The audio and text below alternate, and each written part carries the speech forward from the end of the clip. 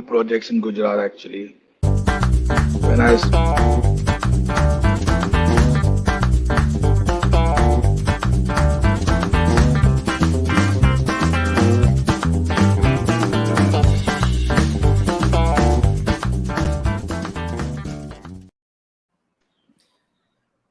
Perfect. So here we are. Welcome back, guys. You are watching Sippin Chai with Akshay. We have Nimish Raut here, aka yeah, Nemo. I've got my chai as well. Don't fall on me. Yeah. Hope you all have got your cup of tea. If not, I would highly recommend because चाय के साथ चाय पे चर्चे का अलग ही मजा है. What do you say, Nimish? Oh, I don't think people really like chai pe charcha anymore, but yeah, that's a different conversation altogether, right? Yeah, but we have all had that times, when we just go out with friends and वो 10 रुपए वाली नुक्कड़ की चाय पे जो No, no, absolutely. I business. think हाँ. I think chai is the center of everything in this country. So Exactly. So, Nimish, I have like a list of questions, but I would like to keep it focused towards you, more towards Nimish. We are here to know you, and mhm. everything else would be secondary. But yeah, so I would start with just a beautiful question from my side, which is apart from outside of esports and gaming, if I say, who is Nimish? If you could tell all of us. ah, I think outside of esports and gaming, I think Nimish is a full-time father. A dedicated ex-husband, um, uh, a friend, somebody who is trying to rebuild his life again, and definitely spends a lot of time with his two kids, which is Ayla and Cairo. Uh, there are a lot of dreams and a lot of ideas slash things that he wants to do for himself, but there is a lot of things that he also does for his children and kind of lives his childhood uh, through his children now. Kind of things that he could not do or he can't do anymore because he's a grown up. He lets his kids enjoy that life, and yeah, it's nice. I would say, it's been great. I think I never realized how fruitful and how fun being father or fatherhood could be. And I take a lot of pride in being the father that I am, and it's all thanks to the fact that I had a lovely marriage for 11 years, and my ex-wife, she was fabulous, and she was somebody who always pushed me to be a better man and pushed me to be a better human being. And it shows, it shows in the way I spend time with my children. I don't think I'm a perfect father. I think I have so many flaws, but the intent is there. I think the love is there, and yeah, that's what I am. I think outside the world of gaming and esports, I'm still a child, and inside the world of gaming and esports, also I'm still a child. So I refuse to grow up for some time. You should always be a child. That's I don't know who said it, but I have been following, and हमेशा बचपना जिंदा रहना चाहिए. They say, that's Yeah, I'm saying. that's Otherwise, you're not yeah. a. Yeah. Exactly. That was the perfect, beautiful introduction, Nimish. That's just we wanted. If we can, the next follow-up question, basically. So, if you can take us back to Nimish as a kid, how would you describe? I mean, his likes, dislikes, what were his interests? And I think as a child, I was, I grew up in a very typical Maharashtrian family. I grew up with a lot of cousins around me. I grew up in this place called Raut Bungalow, which was in South Bombay, where I think we were like some 17 cousins at one point who lived under one roof in a building. And I think I was possibly the most notorious one and the most active and the most ladaku, if you want to call myself like that, and adventurous and trying out ridiculous stuff sometimes. And I played everything. Like, I think I played from marbles to flying kites to playing top to playing kabaddi, playing kho. Like I was never in the house. I was always outside. I was all like literally like my day would start at like 6 in the morning and it'll only end at like 12:30 at night. And my mother and my father both worked. So I kind of grew up with my aunt and my granny and my cousins, and there was never a single day or a week where somebody would not come and complain that Nimish ने ये कर दिया, निमिश ने वो कर दिया, इसने इसको ये कर दिया या इसने आज ये कर दिया. And but I think my parents were just extremely open to the idea of me being a child, and they didn't really put any pressure on me. So even my school and everything, I would say I was a fairly average child. I would say not I was not extremely like great Mm. at my studies and stuff, but I managed to clear all my exams and stuff and all. Mm. And my parents were less like pass ho ja bas aur kuch nahi chahiye. Ah, And so I think in all honesty, I think I had a great childhood. I think it kind of shaped up me as a person in terms of just being confident and being able to get out there and face anything that's been thrown at me. And I think my parents played an important role in nurturing that. Whether they did it knowingly, unknowingly, I don't know. But here I am. So right. Perfect. So if I talk about education, mat- so how was it? I mean, what areas have oh, you studied? I've studied so many things. Like I Okay. studied BSc computer science, Okay. and I don't know. I know like fuck all about it, to be honest. So I think Shit. I just graduated for the sake of it. And after graduation, I did my advertising postgrads. Then I did my event management postgrad. I decided I want to get into. I'm a professional hairstylist as well, so I actually studied. Wow. I actually went to a salon. I actually went to like a proper hair cutting, like a hair salon to learn. And I worked as a hairstylist for some time as well. And then I kind of made my move into the world of sports and marketing, and that's when I decided to do my MBA. I did my MBA from London, Middlesex University. Probably the worst place to do an MBA from. But I just wanted to, I just wanted to get an MBA, and it didn't really teach me that much, but it definitely taught me a lot about life, about how to live outside my comfort zone, and how to calculate money and how to calculate, how to pay back your education loan. So it taught me some really important things in life. And then yeah, that's pretty much what I've studied. And I think after that I've just learned on the job, and I've learned as I go in life. And I guess your learning never really stops. But my formal education Exactly. is impressive on paper, but it didn't really help me. Same story, man. Yeah. Yeah.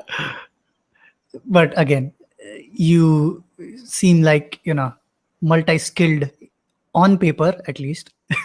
But yeah, so that wraps up the question. But I would really like to uh, you know into look into your personal life more, and would like to know more about Cairo and Ayla. So yeah. Okay. I'm saying Cairo and Ayla are amazing children. I think my son's turning 8 years old. He's 8 years old. He's turning 9 this year. My daughter just turned 6 a few days back. I think they are just two, normal children who basically have two really amazing parents, and uh, all they want is love in their life, and they have plenty of that from both their mother and their father. I think what what what we've done is we've tried to make sure that they grow up and they try and stay kids for as long as possible. So, I don't really have any like expectation in terms of my son needs to do this or my daughter needs to do that. I just want them to Mhm. be who they are and just enjoy. And they are really amazing. I think they love animals. We have a lot of pets. I have a dog and a cat. My ex-wife has a dog. Uh, I think in Powai, where we live, my kids pretty much know all the dogs and all the cats, and like everyone's their family, and they feed them once a week. And They love playing with animals. They love playing outdoor. They love playing video games. Uh, yeah, I mean, say, they're just children, man. And I think sometimes it really surprises me the amount of love and the amount of positivity that they bring in my life, right? Like a lot of times when things are not working out for me or when things are not going, I just look at my kids and I'm like, look at them. They're just like happy all the time. And, it just brings a smile on my face. And I think that's how we as parents need to be extremely fortunate to the fact that we have kids because yeah, it's hard being a parent, it's extremely tiring, but the reality is that the amount of unconditional love you get from your children is what you need in today's world, right? Like in today's world, everyone has some point, like they have something in return, right? They're expecting something in return from you all the Mhm. time. It's not like that with the children, right? They just give you love, like whenever you need it, and they don't Exactly. really expect a lot in return, and that's the beauty. Like I wish we as adults just learned to be kids for longer. Like it's so much easier.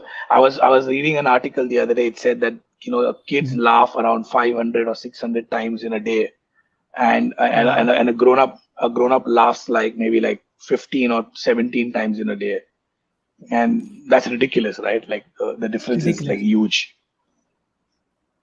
Exactly. And I can definitely feel that, man. I mean, I have scrolled through your complete Instagram account in these past days, and not not to stalk you or not to gather information or anything. I was just watching those two kids.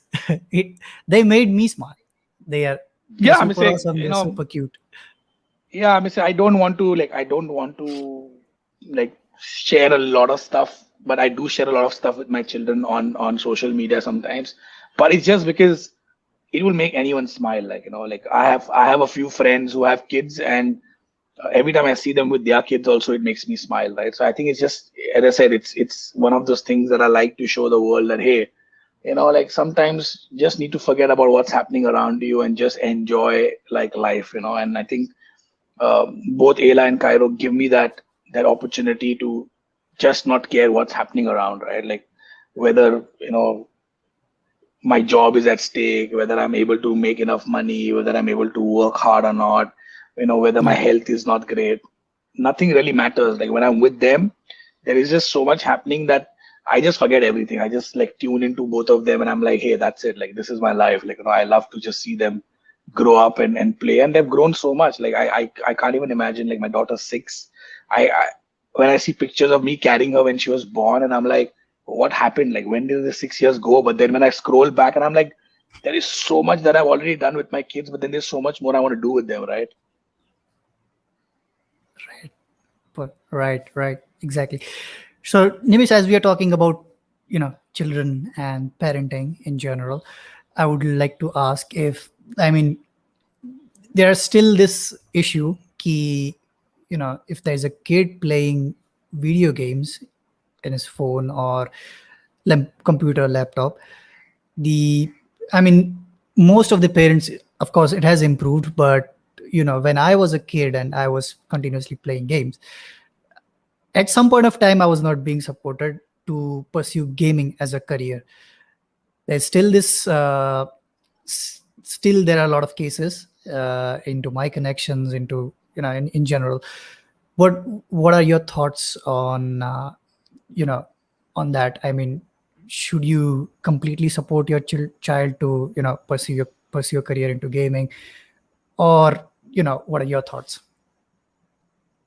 Well, I would say whether it's a career or not, it's a much more deeper question, right? But whether we support the idea of kids playing video games, 100% I do. I would say it's like playing anything else, right? It's like your kid going and playing cricket, playing football, being outdoor. It's extremely important for your child to also, be in sync with what's happening in today's world, be in sync with technology, being in sync with the digital world, because that's the future. That's what they're going to grow up with, right? And I can't comment on other parents, but I can give you my example. Both my kids have a very healthy balance of an outdoor life and an indoor life, right? So Cairo and Ella play a lot of games, and they are the ones who actually introduced me to so many different new video games all the time. And but they also have a great outdoor life. They go to the farm with their mother. They spend a lot of time outdoors with me in gardens and riding motorcycles and riding bikes. So it's completely up to the parent how you want to balance it, right? And what you need to understand is that with video games comes a lot of positive aspects as well. I mean, say your kid understands how to browse the internet. Your kids understands something known as digital savviness. He understands. You are able to monitor his day-to-day aspect of what he's doing on within the digital world, and it's great. I mean, say. It could be a bad example, but like if I had a 14-year-old or a 15-year-old or a 16-year-old, I would be much happy to see him sitting on Steam and playing video games because I know what he's doing rather than, him having like 20 different apps on his phone and I don't even know what he's talking about or what he's discussing with his friends about. So you need to be also very clear about the fact that the future is going to be digital. Your kid, whether you like it today or not, is going to get attracted to the idea of video games and gaming and the digital world in general. It's up to the parent to make sure that you take the right amount of interest and you understand what they're doing. Invest some time, invest some energy in the games that they want to play, understand what are the positives of those games, what they can teach them. It can teach them communication, it can teach them teamwork, it can teach them how to interact with people from different parts of the world. It can also give them, as I said, it really opens up everything, right? It kind of gives you a geography lesson. It kind of gives you a tech lesson. It kind of gives you a communication lesson. It kind of improves your language skills. There is so much that actually can happen with the help of video games, right? So don't look at it as a narrow-minded, but bacha video game khel raha hai screen ke samne. I would say the reality is that if he's not going to play video games, it's not like he's not going to be in front of the screen, right? Unless and until you are trying to grow up or you're trying to bring up your children in a very Amish manner where there's no screen time at all, like there's no television in your house, there's no internet in your house, you stay in a remote village somewhere, you want to be on the outskirts of the city, and all you want your kid to do is just be this outdoor beast and really, and that also is fine, but it's a difficult life. Like you can't have that life in the city. You can't run away from the fact that we are all connected now with the digital world, and we rather find a way to move on with that then try to fight it, right? Exactly. I totally agree with you. I mean, to be really honest, Nimish, I cracked my first interview because I was playing Counter-Strike Global Offensive, because I had that level of English communication. I mean, it's still not perfect, but at least I had a bit, and because of that, I did mention that the same in my interview, that it's because of online gaming. So it does. Again, the same question by Danish: how to change the stigma? I think it will take time. I mean, to change the stigma. What do you think? Well, I think it will change on its own. I think it's a process in place. When you see more and more kids grow up with the idea of, see, what you need to understand is that India has only got this digital boom in the last 10 years or the last 7-8 years, right? I would say internet wasn't this cheap before. The penetration wasn't this deep. Nowadays, all the kids that are growing up, they're literally growing up with the idea of digital world, right? Don't look at it just video games. Just the concept of the internet has now penetrated a lot more, a lot deeper. As young as 4-year-olds, 5-year-olds actually doing their schoolwork on the internet right now, right? So that's a great step to kind of getting towards the idea that, hey, video games are not that bad, because that's the first step where a parent needs to now start understanding what the hell is happening in the world of video games. And then the second part is always going to be, the more streamlined esports gets, the more streamlined the actual sporting aspect of video games gets streamlined, where people start having contracts in place, full-time jobs. The parents see that, hey, here is somebody who's literally playing and representing a team at the highest level, is making the same amount of money that somebody else would be doing playing football or playing cricket for a particular team. It will change. It will kind of start becoming better, and schools will eventually start realizing that this is a great way to engage. There would be, I can see this happen for sure. There would be school esports very, very soon. There would be college esports very, very soon, and I would definitely want to see my son compete for his school. The way he competes in cricket and football, he should be allowed to compete in Minecraft. He should be allowed to compete in any other video game, because it does take a certain set of skill. It's not for everyone. Try and play video games with people who actually play it competitively, and you'll realize it's not that easy. It is. Totally agree, man. Totally. Coming back to you, Nimish, I have, as I said, I have explored your Instagram a lot, and I found some pictures of you traveling and riding a little bit.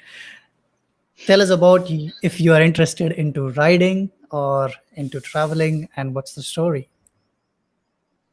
Well, I think it's very very obvious that I love motorcycles. I think it's just a love that's in my family. I think my father got a 1962 G2 Enfield from his father, and Wow. then he passed it on to my elder brother, and then he passed it on to me. And so I grew up riding a motorcycle, which was always known to be extremely manly, known to be not so easy to ride, not so easy to start. And I think I just never turned back from there, right? I think uh, the idea of riding motorcycles for me, and I'm talking about, this is early 2000s, when potentially there was no riding clubs, there was no like all these Facebook groups and stuff and all, right? We just had a bunch of friends who would ride, and we didn't have any Google Maps to kind of find the roads, and we found roads ourselves, and we got lost sometimes, and I think that's how I grew up, right? And no offense against any of the new age motorcycles, but I'm Yeah. very very old school like that. I like the old machines. I like the old look. I think it speaks character. It speaks a lot of volume, and I think I've just stuck to that, right? I would say there have been so many opportunities for me in my life where I could have bought a really fancy motorcycle, but I still keep going back to the old vintage. I think at one point I had like some 16 motorcycles, but all of them were like, I had a Rajdu 350, I had a Vespa which I had got for Misha, because she also loved motorcycles a lot. At one point I had two RDs, I had like three Royal Enfields, two Vespas, uh, n number of RX 135s, RX 100s. Uh, Wow. I had bought it.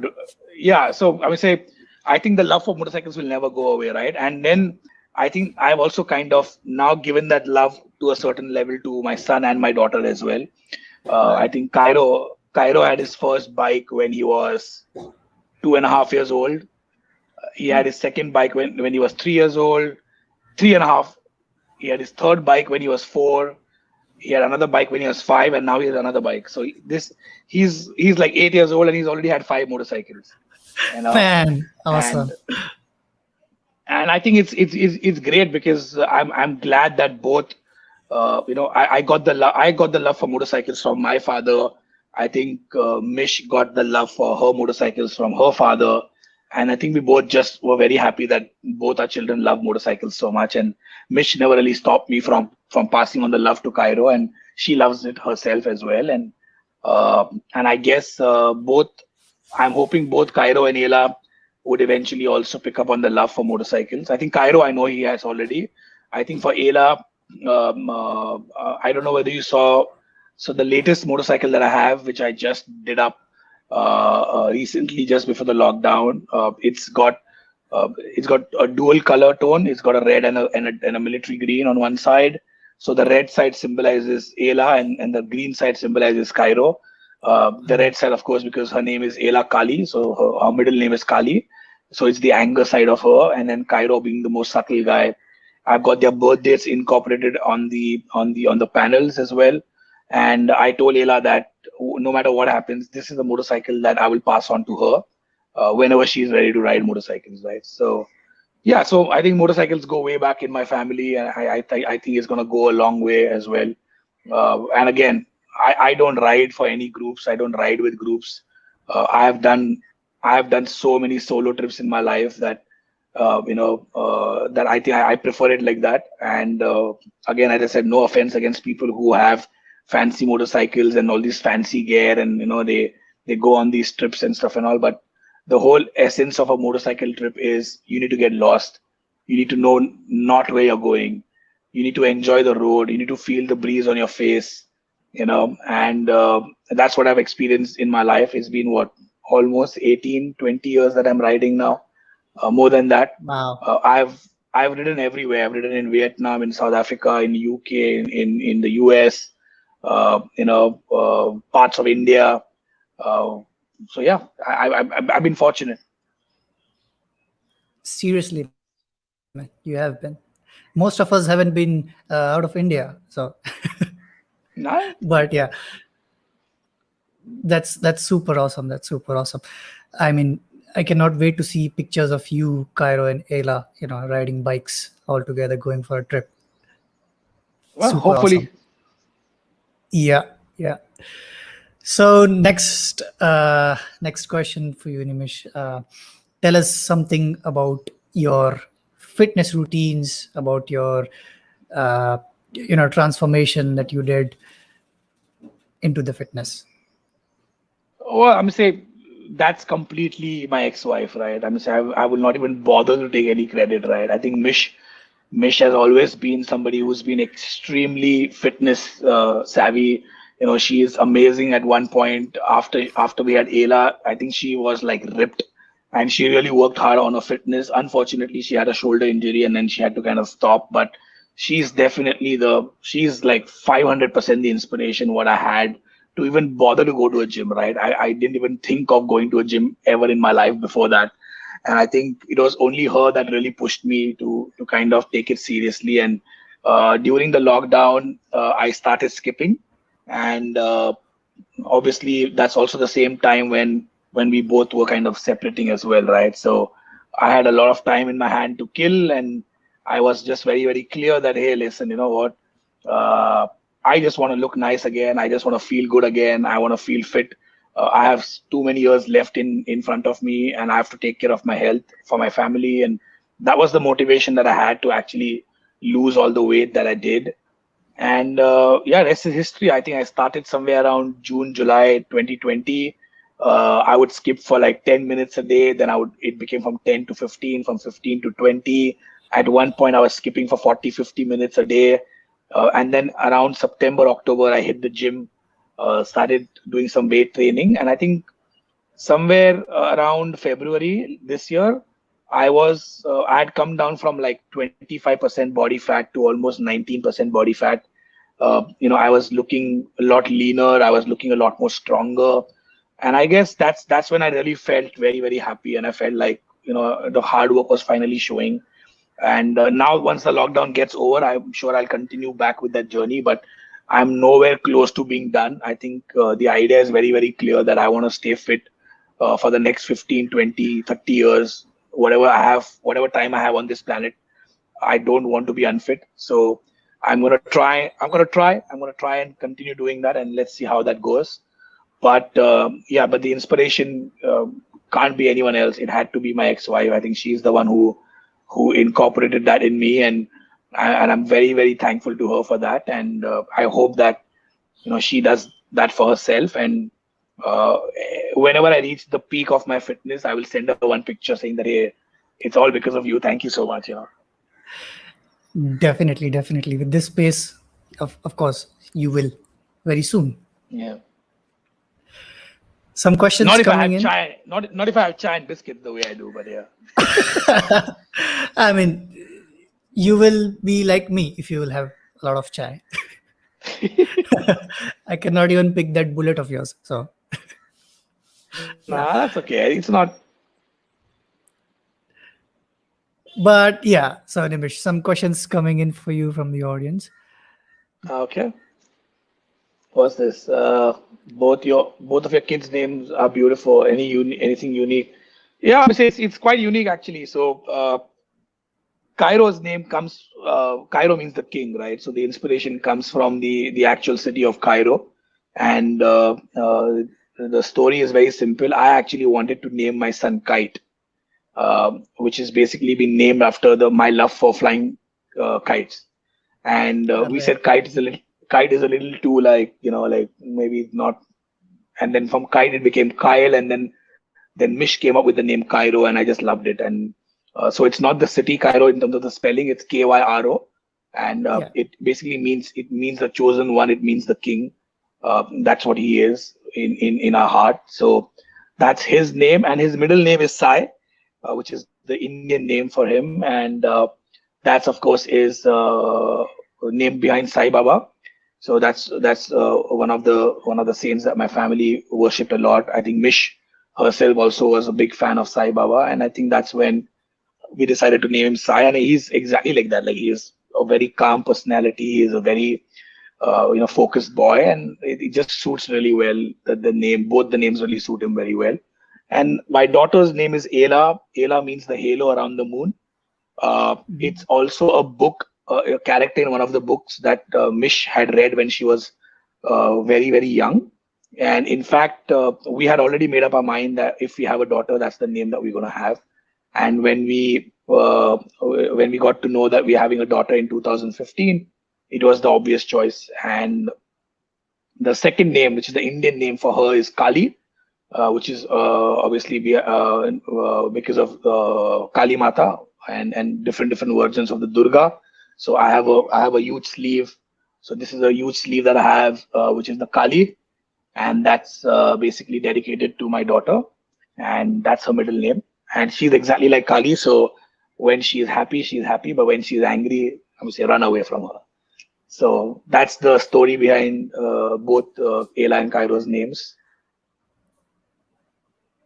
Cool. Beautiful, beautiful image. That was actually my follow-up question.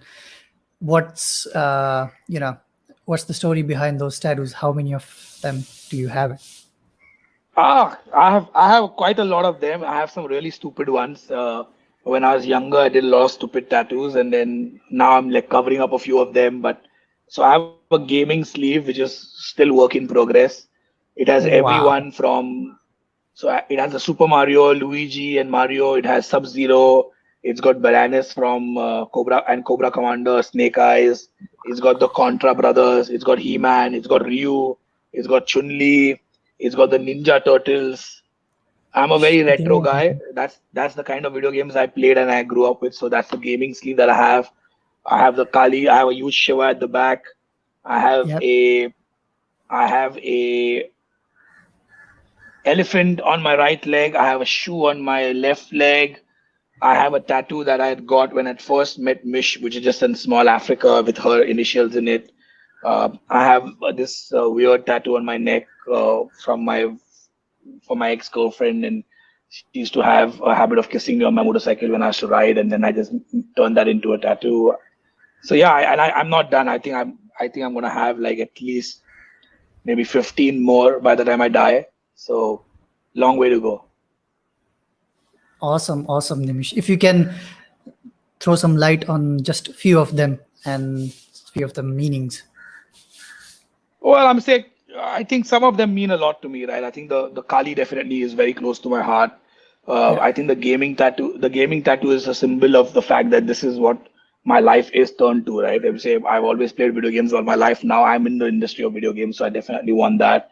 The Shiva basically is a culmination of the Shiva and the Kali, and basically the tattoos are interconnected. So the hair from the Kali kind of gets interconnected with the hair from Shiva, and that's how within the Hindu mythology they both are one, right? And they are the destroyer and the founders of this world. So that's the I'm getting another one on my chest. Once I have a decent enough physique to show it, I will show it to the world. But it's a work in progress. So I love owls. Owls play a huge role in both Ayla and Cairo's life as well. And Mish believes in magic, and she believes in owls. And uh, my native Wow.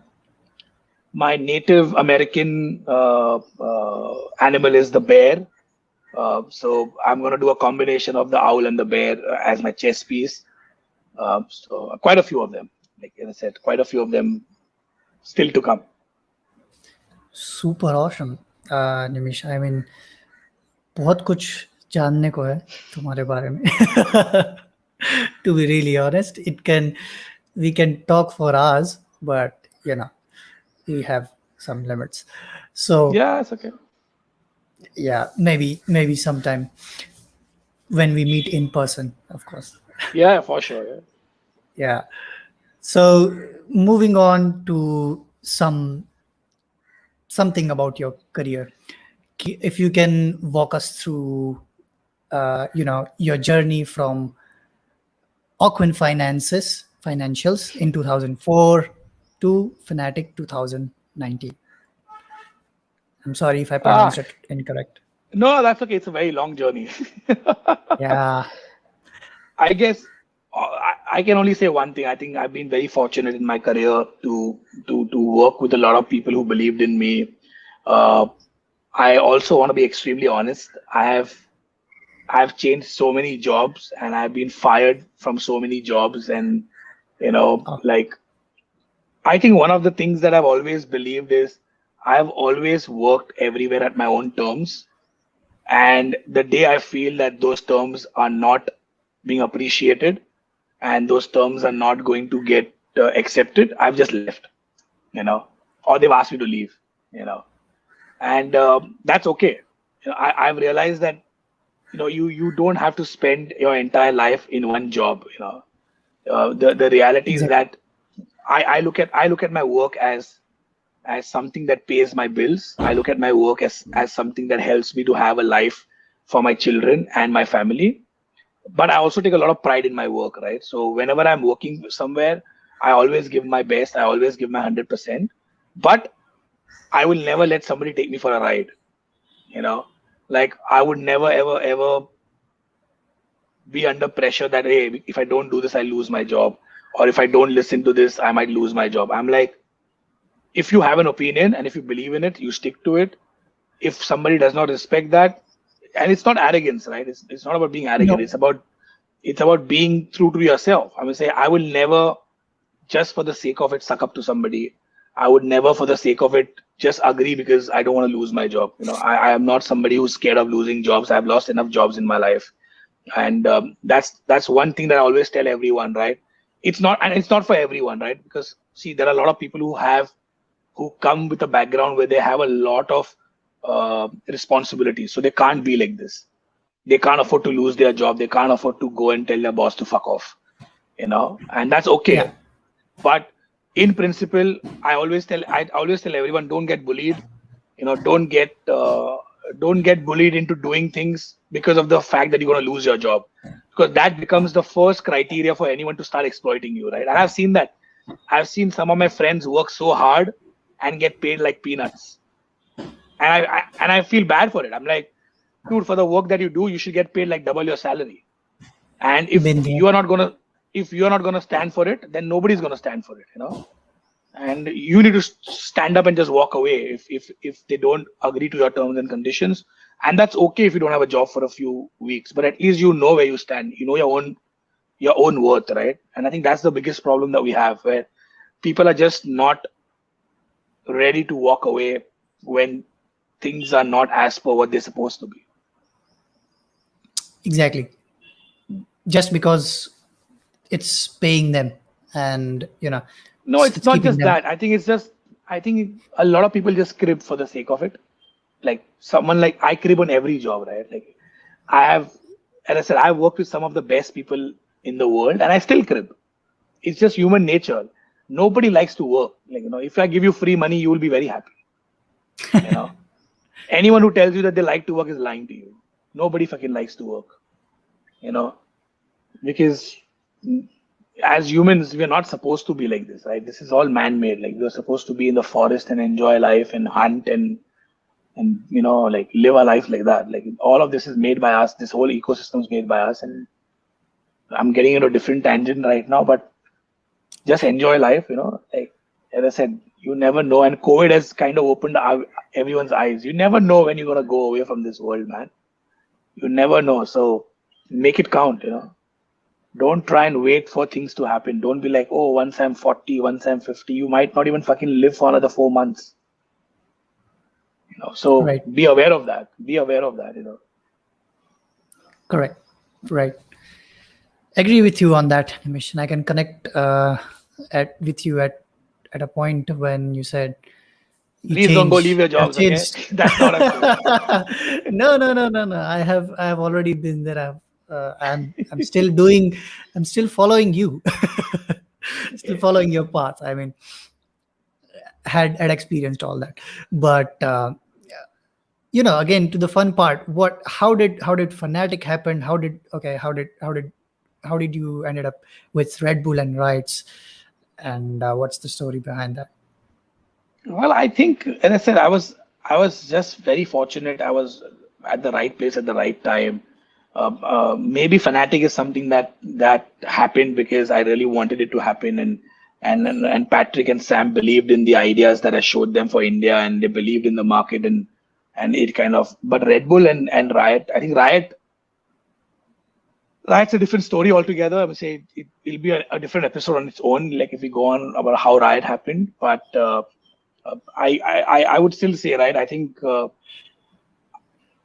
it happened because I worked hard for it, but at the same time, it happened because of my personality. Maybe it happened because of the fact that I was at the right place at the right time, and I enjoyed every bit of it. Like I love Red Bull. I think it really improved me as a person. It really showed me my own ability of doing things. I did some fabulous projects at Red Bull, and I'm very proud of them because I don't think they are very easy to do.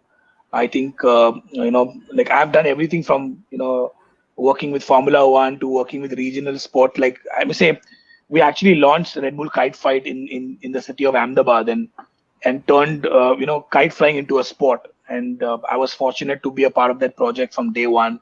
Wow. We turned Dahi Handi into a sport, and did Red Bull Jod Ke Tod, which is again a really regional based event. We turned Kabaddi into a sport, which anyway Star also did that, but we also Yeah. did something at a college level, and we did like Formula One, and we did like stunt biking, and we had somebody jump from a building, and it was crazy. I think as a brand, it just gives you so much to do, right? And then yeah, I think from there I've been very cautious about where I head, and I have a very clear direction that I want to take in my life, right? I don't want to work beyond a certain point in my life. I want to make sure that I give back in certain capacity or the other. I always love looking for new projects. I always love to help my friends find jobs and find what they want to do, because I realize that you know at the end of the day, a job is a job. Like I'm 37 now. I didn't even realize how long I've been working for. It's been almost 18 years that I'm working now. Mhm. And it's a long time to work, man. And unlike our parents, like at least unlike my parents who had one job for like almost all their life, and they did really well, and they have a pension and they have their savings. I fucking have nothing. Like in a sense, like I have everything, but like I've not planned about my retirement and all of that stuff. And like I'm like, this is the time in my life where I need to like get my steps right so that I can get my kids on track. I can get myself back on track and Yeah. stuff. But it also needs to be done with like considering the fact that you still have to live every day, and you still have to be happy, and you still have to enjoy life, right? And I think Exactly. that's my formula. Like, how can you still secure your future but yet be able to enjoy life today? And if you're able to do that, like, you are in a great place, right? So I'm trying to achieve that. I don't know how it's possible, but I'm going to try and do that. If nothing works out for me, I think I'm going to turn into a swami. I think eventually I will open up an Wow. ashram, and I will just talk rubbish, and hopefully people follow me and take care of me in the ashram.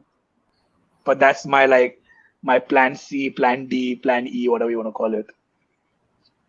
It could be a Okay. gaming. It could be a gaming ashram for all you care. Wow. Beautiful. I would definitely come if that happens. Yeah. So about Fanatic, you know, you have been working there for about almost more than 2 years. How has it been, Nimish? I mean, So what I are will the I would Yeah, I mean, say I would also like to mention I'm not with Fnatic anymore. In the sense the roster's been frozen, and I have Oh moved no. on from Fnatic. But I think I think Fnatic was great, right? I think it made me meet so many different people from so many different backgrounds.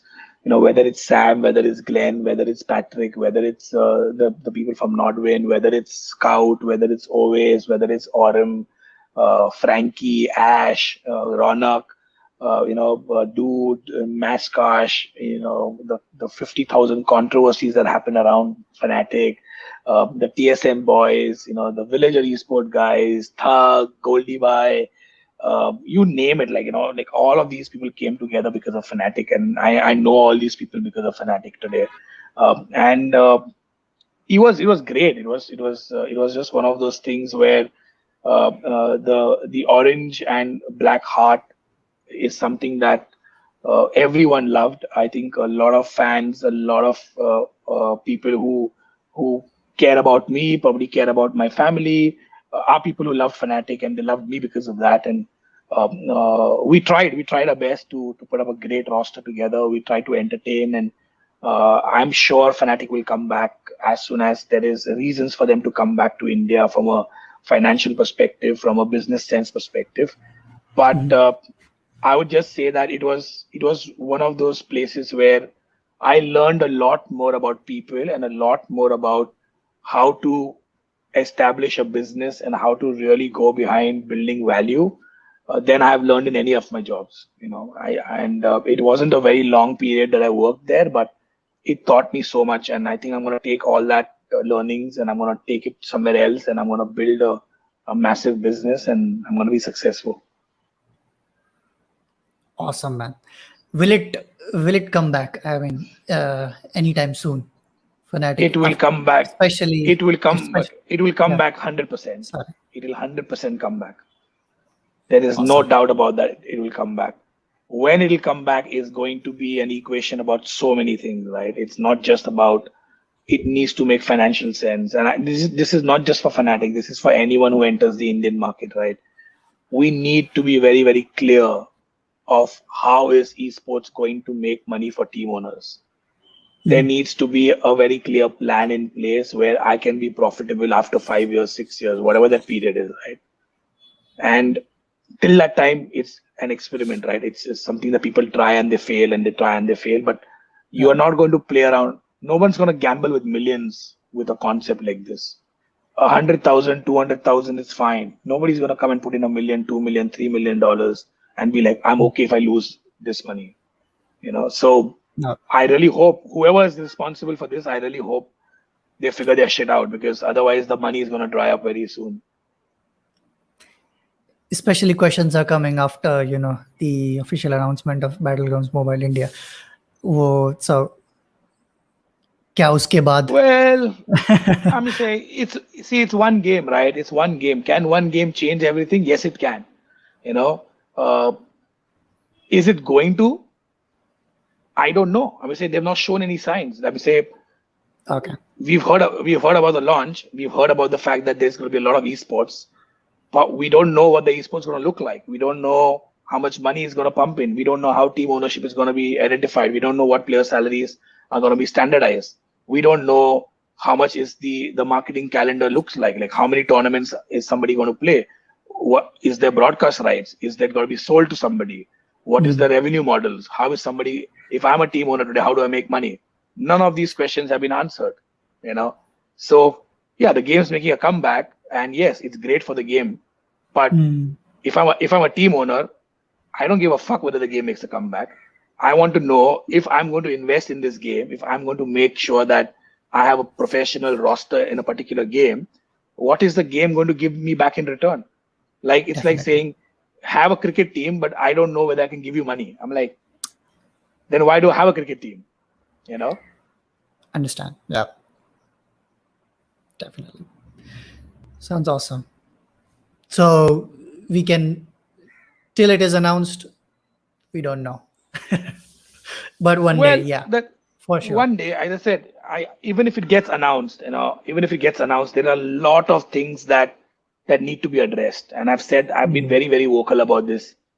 If at least 60% of the things that I have mentioned don't get addressed, this industry is not going anywhere.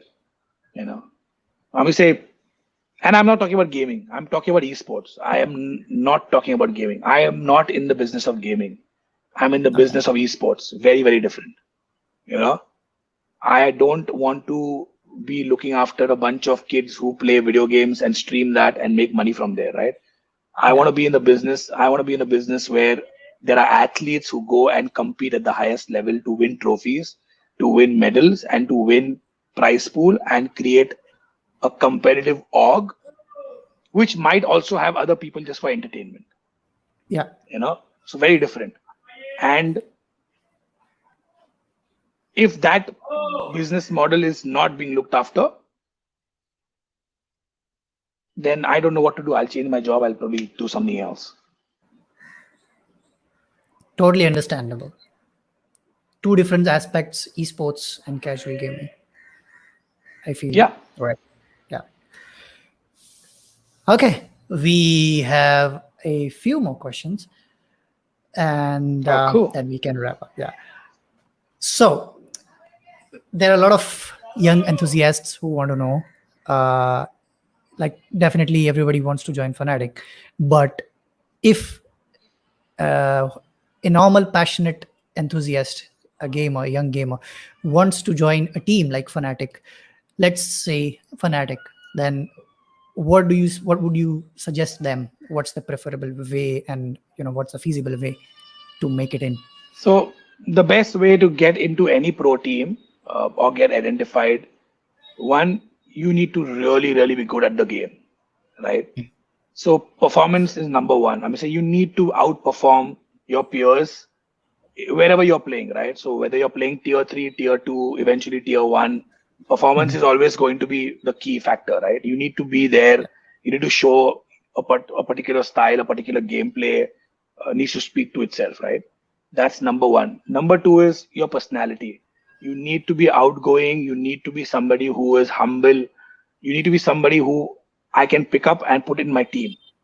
Yeah. You need to show those. Basically, it's like you need to show attributes that you're a team player, that you can gel really well. You're not going to be an asshole. You're not going to be somebody who's going to be difficult to work with. You're not somebody who's not going to be able to work with three different personalities, right? And then you need to be realistic as well. You need to be very clear and very, very ambitious as a person. That's at least that's what I look at. Right? I don't look at somebody who wants to just come in and play for a big brand like Fnatic, right? I want somebody who is like, I want to come and play and win tournaments. I'm very ambitious. I want to, like, in the next 4 years be the best PUBG Mobile player that I am in my circuit, right? That's the kind of things that good teams look for. So if you are a young gamer, my advice to you is continue to work hard. Let your game speak for yourself. Stay away from controversy. Make sure that you're working really, really hard, and your personality comes across as somebody who can work with other players. These are the most important things. Right. Correct. I agree. So, but even if they are good at the games, even if they have these attributes, how can they come into the light? How can they, how can a team recognize them?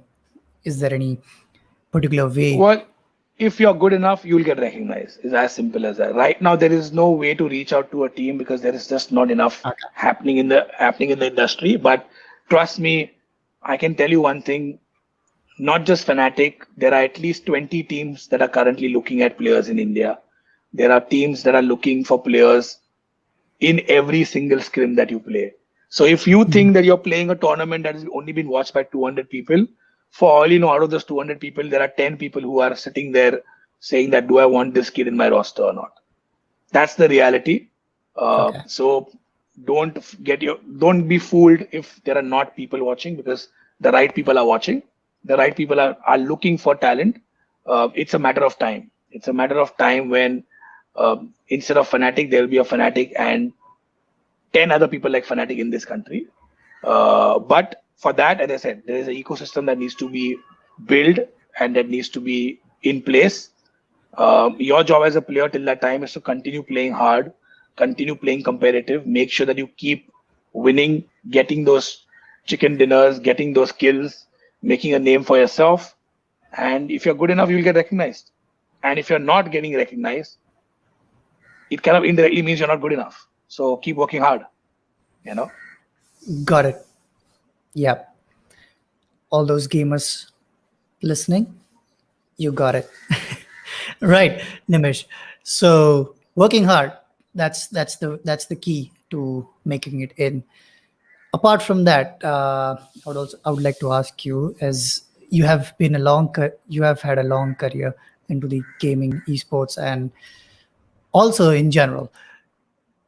What are the you know piece of advice slash learnings that you have had, the most important ones that you would like to share with all of us, and we can learn from it?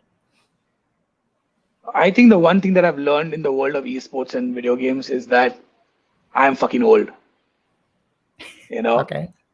like the amount that you get to learn from younger people is not even funny.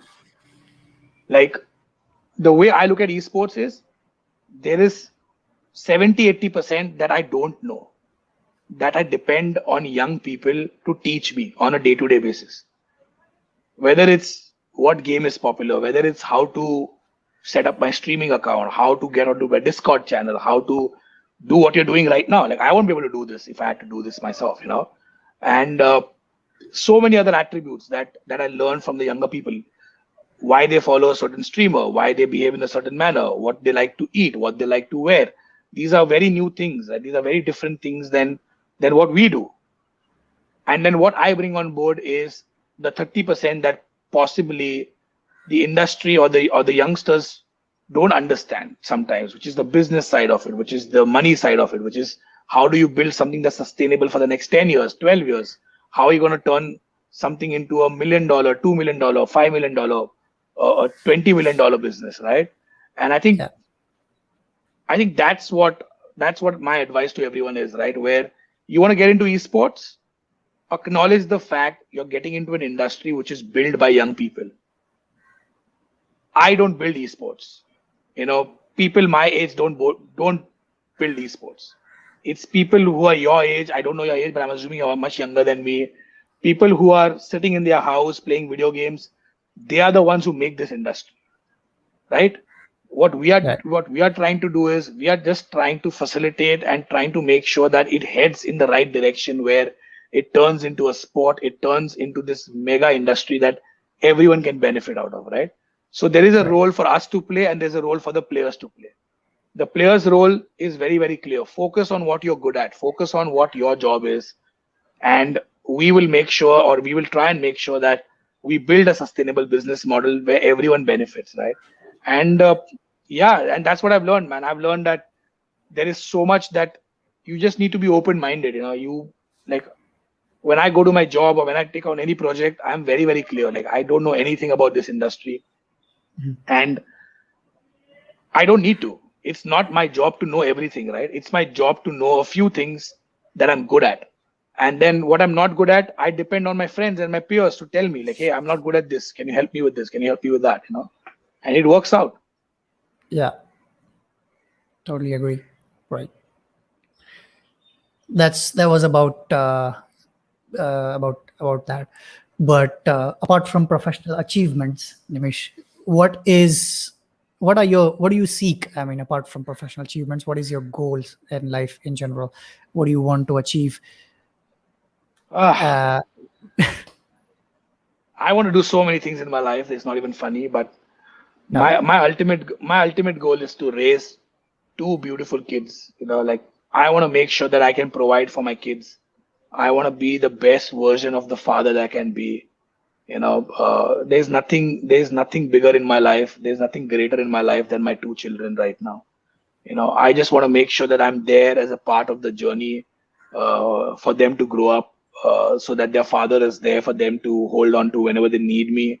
And when the time is right, you know, they can start their own journey, and then I can retire and I can go into some random remote island somewhere. And uh, I keep making fun of this and I keep telling this to everyone. Uh, After a certain age, I plan to I plan to just give my kids an email address and a phone number, and I tell them that you can email me or you can message me on this number if things really go bad in your life. And then after that, I will completely disappear from social media and from everywhere, and I will just go and live somewhere where nobody knows me for a few years. But to get there, it's a long process, and I think till that time, I just need to be here. I need to do, as I said, I need to be a full-time father. I need to be a great co-parent to Misha, so that we can raise two beautiful kids together, and we can really just be proud of being the parents that we are. You know. Loved it, man. Totally. Few more questions coming in. We from Danish. From a career point of view, can you explain various kind of esports career opportunities apart from gamer and steamer? There's so Streamer. much, man. There is so much in the world of esports. You need to understand that apart from being a gamer and being a streamer, there is a huge requirement from a creative perspective. There's a huge requirement from a broadcast perspective. There is talent management. That's a completely different stream that's opened up right now. There is going to be eventually business side, which is going to be sales, marketing, operations on a regular basis, admin work.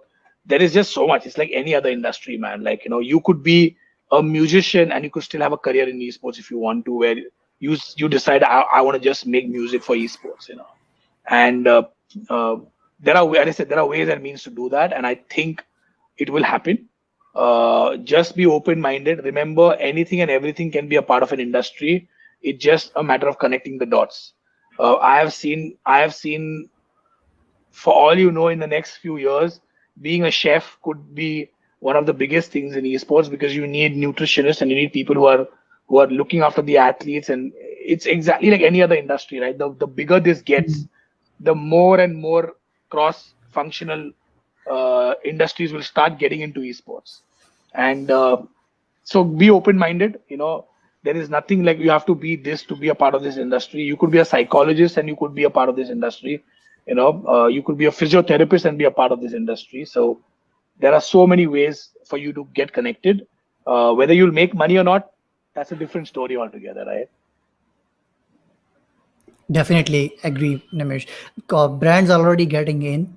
I mean, a lot of brands. We are hearing news from across the globe every single day. Food, I think, would be a great industry. Yeah, I'm saying eventually it's like any other sport. Fitness is going to play a huge role in esports. Today we Yeah. don't care about fitness. Trust me, fitness is very, very important. When you start playing for tournaments that with prize pool of $5 million, $10 million, psychological effect on the team is extremely important. Right. Kumar Gaurav says, what will be needed in India because the term gaming and esports is so blurred? Yeah, and it's a very valid point by Kumar, right? It is very blurry right now because esports doesn't exist.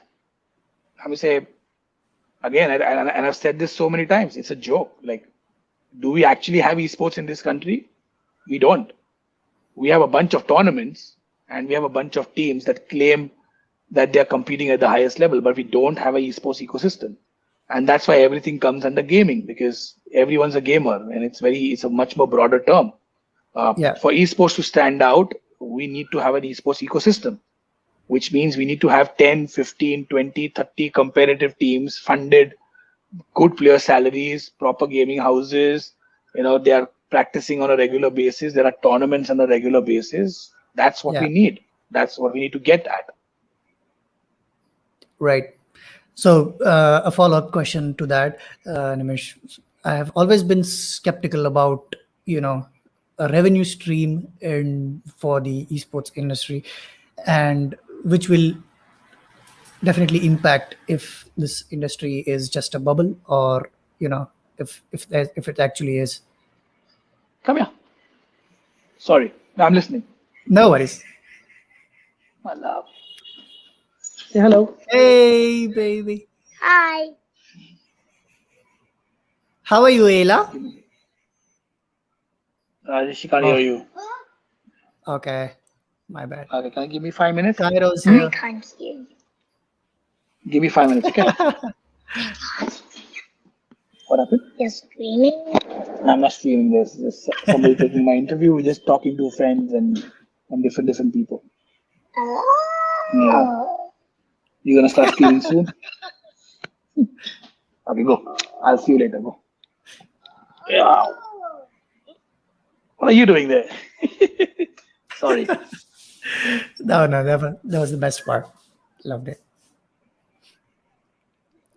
You want to answer my question? Come here. Let go of my legs.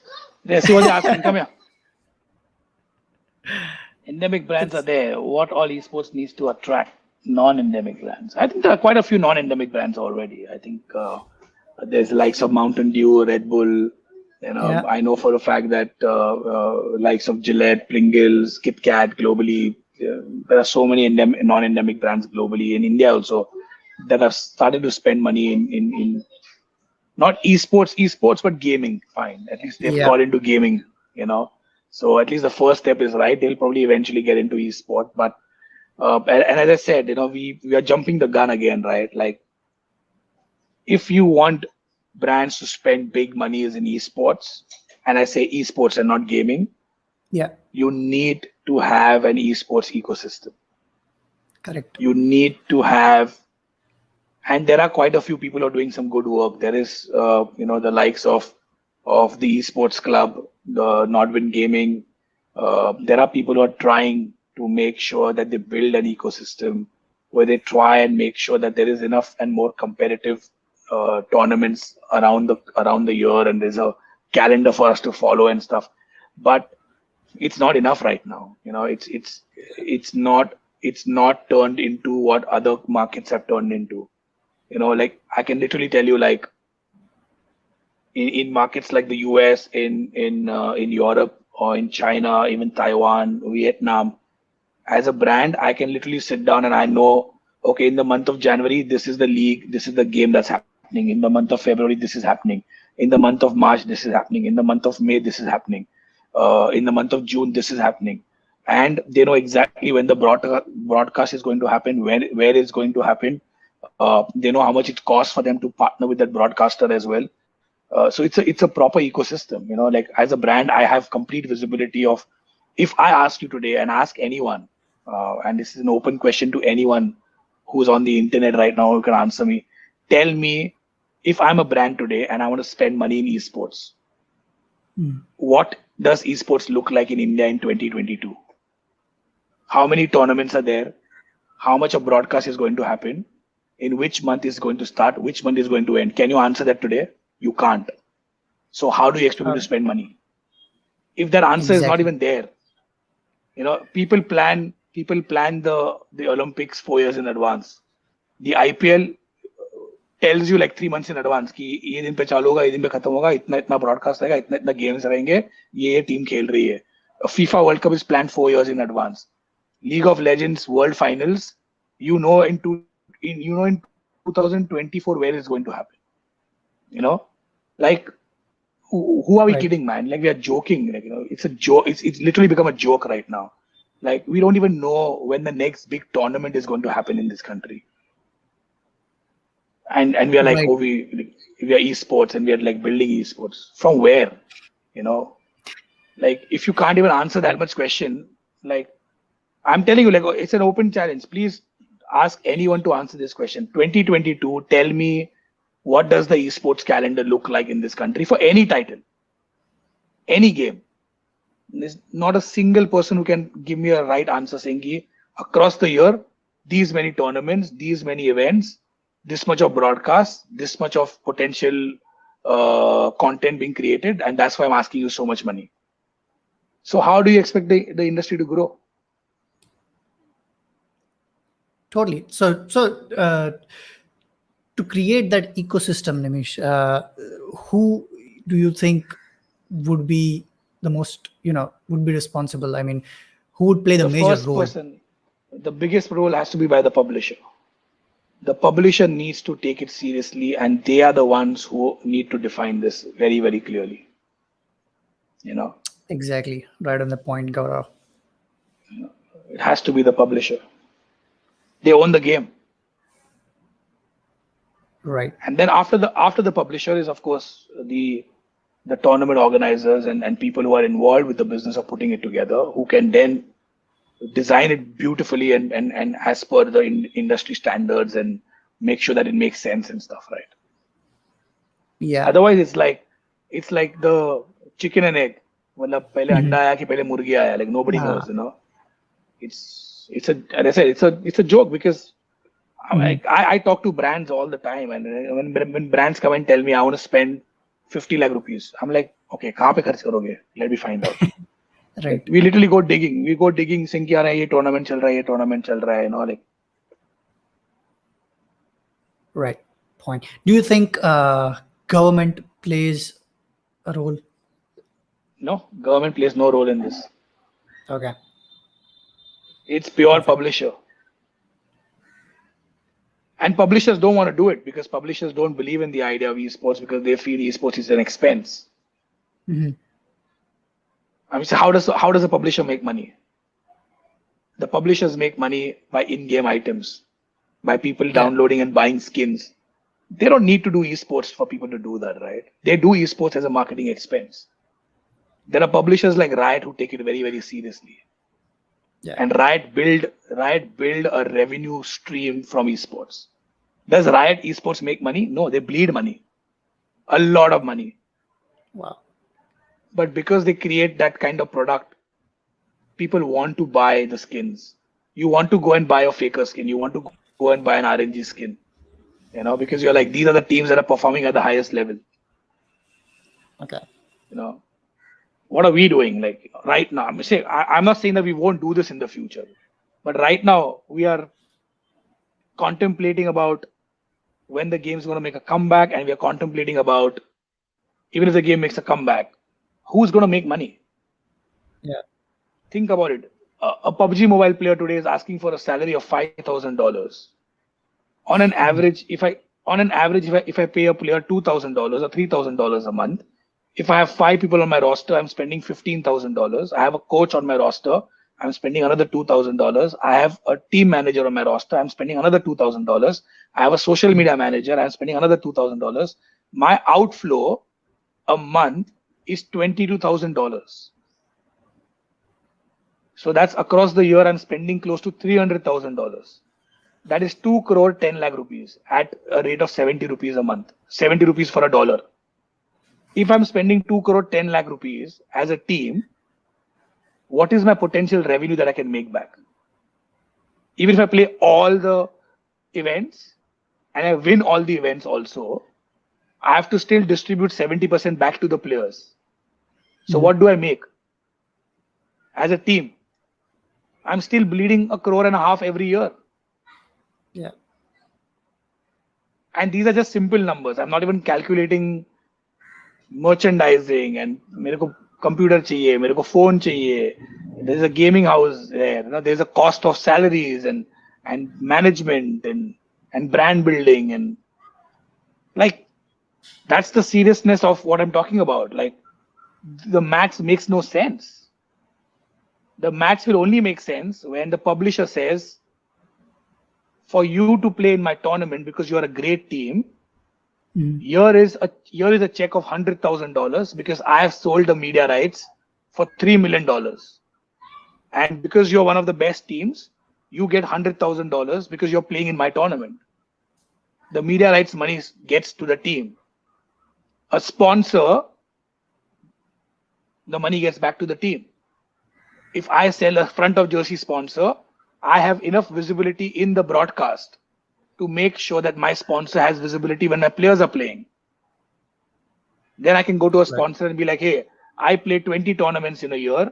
I get at least 100 games of PUBG Mobile. That's almost like 300 hours. In that 300 hours, my jersey gets shown for 10 seconds or 20 seconds per game, which means from a visibility perspective, I can give you at least 30 hours of visibility with a viewership of at least around 100,000 people watching it at any given point. That's why I'm asking you for 3 crores as a front of jersey sponsor. Who's going to build all of this? Right. I go to a brand today. I'm like, can you become a central sponsor? He's like, what do I get? I'm like, nothing. I'll put your logo on my jersey. He's like, who will see your jersey? Nobody. Mm. My players will stream every night and some people will see their jersey. And he's like, why can't I just go pay the player directly then? Why should I have to be on a jersey then? Exactly. It's so lopsided. Like, nobody cares about team owners. Nobody cares about how a team is ever going to sustain. I hope somebody answers all these questions soon. If you would have to, give one piece of advice to the publishers, what would that be? Either believe in esports or don't believe in esports. And if you believe in esports, put the money where your mouth is. And put big monies. Perfect. As Great. simple as that. Yeah, right. I think they need to understand and realize that soon in order to promote a sustainable ecosystem. But yeah, at one point of time, somebody has to answer.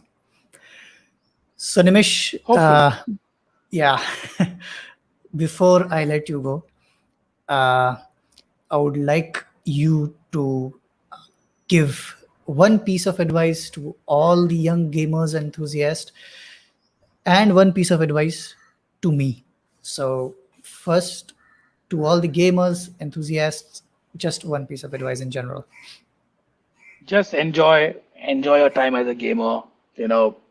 Don't take life too seriously. If you want to work hard, work hard. If you want to crib.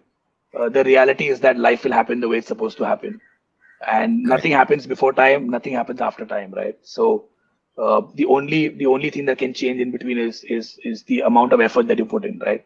So when you look in the mirror, you should be able to answer and be honest to yourself that did I try my best? And if the answer is yes, continue doing that. And one day or the other, you will get the required results, right? It might not happen in one day, it might not happen in 1 year, but every time when you're feeling low, ask this question to yourself: am I doing my best? And if the answer is yes, continue doing that. That's it. My advice to you: continue doing what you're doing, man. It's the same. Go with the flow. Try and as I said, just every night before you go to sleep, ask yourself, am I doing my best? And if the answer is yes, get up the next day, do the same thing again. And if the answer is no, improve on it. And that's how simple it is actually. Sometimes we just complicate it because we want it to be fancy and we want it to be like, मेरी जिंदगी तो एकदम बेकार चल रही है. There is too many. The one thing I've learned in the last year and a half is gratitude. I think gratitude is so important. Be grateful for the fact that you're alive. Be grateful for the fact that you're born as a human. Be grateful for the fact that you can talk and walk and have legs and arms to move around. And there's something that Mish used to always tell me. She used to always say that you're not a tree. You can move around, right? And that's such a great concept. You're not a tree. So if things are not working out, fucking move around, man. You're not a tree. Find ways and means to make it better. Find and keep trying. The person who sits down and cries that nothing can happen in my life is a tree. And if you're not a tree, then you should not be crying. You should be doing something about your life. Loved it. The wise words from my ex-wife. So. I'll definitely remember them. It's it's awesome. Thank you so much, Nimish, for being on the show, man. Thank you so much for having me. It was very nice. Thank you so much. Bye-bye. Take care. You too, man. Bye.